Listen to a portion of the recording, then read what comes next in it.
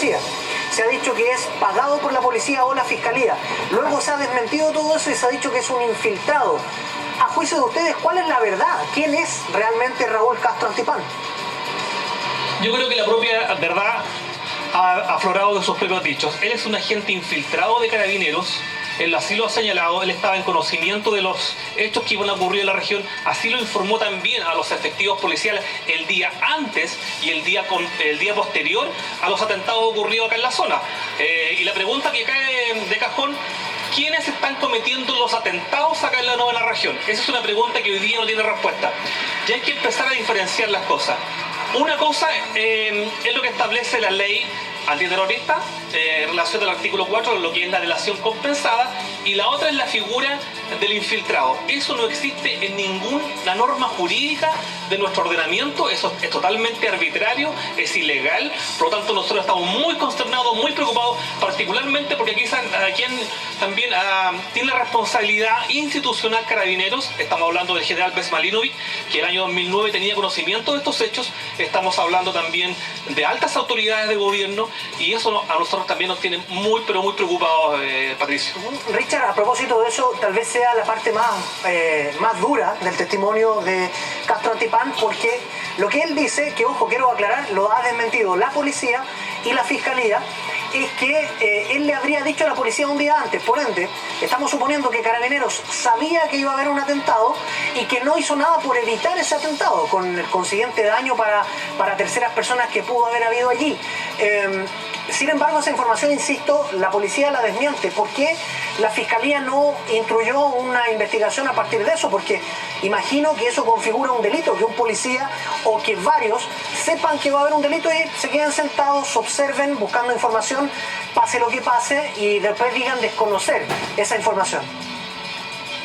Son hechos gravísimos los que han ocurrido acá. Primero, porque la Fiscalía tiene un deber legal, está en su ley orgánica constitucional dirigir precisamente el accionar de las policías, y en segundo término, aquí hay un ocultamiento de la verdad, de los acontecimientos. Carabinero tenía pleno conocimiento, y así lo ha manifestado el propio Antipán en juicios que han sido reiterados en el tiempo. O sea, es una situación totalmente anómala. Como anómala también ha sido la aplicación de la ley antiterrorista. Por un apedreo de un bus acá en la región, hay personas que han sido condenadas, le han sido aplicadas leyes excepcionales, pero si esto ocurre en la región metropolitana, a mí me parece que eso, la verdad las cosas, yo jamás he visto una noticia que diga relación con que por el apedreo de un bus se haya hecho aplicación de esta norma de excepción. La Fiscalía tiene una tremenda responsabilidad en esto, eso, y sigo insistiendo, aquí los fiscales, como se ha señalado en otras oportunidades, son parte del problema, no son parte de la solución. Y Carabineros también tiene una responsabilidad institucional, obviamente, por no ajustar sus procedimientos a las normas legales. Esto no existe, reitero, no existe en nuestro ordenamiento jurídico la figura del infiltrado, y esto se produce a partir de enero del año 2009.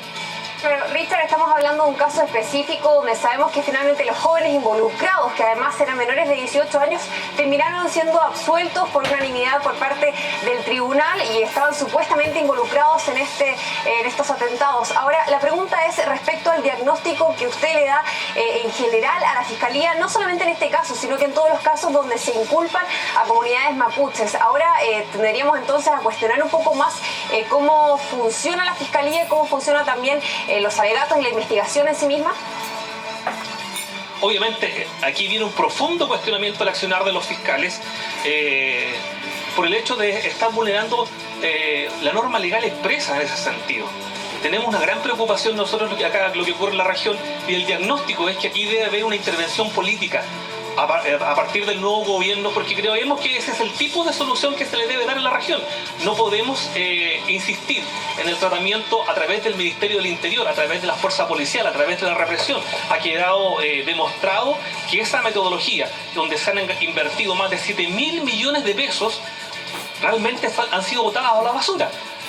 Y vuelvo a insistir, los mismos helicópteros que hoy día vigilan la ciudad de Temuco están siendo conducidos por carabineros que saben con antelación cuándo va a ocurrir un hecho delictual acá en la zona. Y eso es motivo de preocupación permanente. Recordemos que además, a partir de ese infiltrado, se han procesado más de 30 personas y a la fecha 23 han sido absueltos. Por lo tanto, aquí se está realizando realmente un montaje. El gobierno debe responder de manera categórica, la Fiscalía debe responder de manera clara, la institucionalidad de Carabineros debe responder de manera clara. Por lo tanto, aquí viene un profundo cuestionamiento y también una responsabilidad política para el futuro gobierno.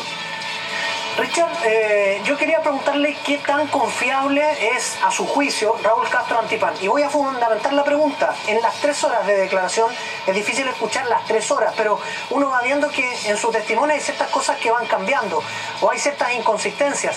De hecho, hay activistas mapuches que han escrito que las armas que utilizó Castro Antipán en uno de los atentados se las proveyó la policía, y eso es falso, es absolutamente falso. De hecho, escuchando la grabación, Castro Antipán dice que el arma se la pasan en una comunidad, y de hecho él nombra a la comunidad. Entonces, lo que le quiero preguntar es cuán de verdad cree usted que hay en lo que ha dicho Castro Antipán en esa declaración. Bueno, Castro Antipán obviamente entra en contradicciones profundas, toda vez que él se ve en cierta medida compelido tanto por defensores como por fiscales, pero también podemos encontrar cierto grado de veracidad en sus afirmaciones, particularmente cuando él señala la forma o cuál es el ánimo ganancial de él al momento de asumir esa responsabilidad de infiltrado. Él tiene un ánimo ganancial, él desea blanquear su nombre, tal cual como lo ha señalado.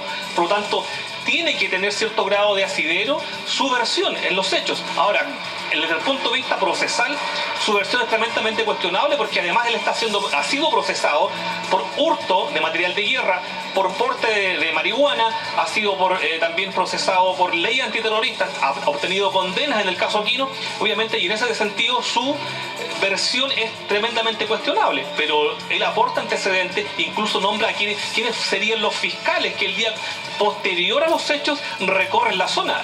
Él nombra al fiscal Moya y también al fiscal, el otro fiscal Miguel Ángel Velázquez.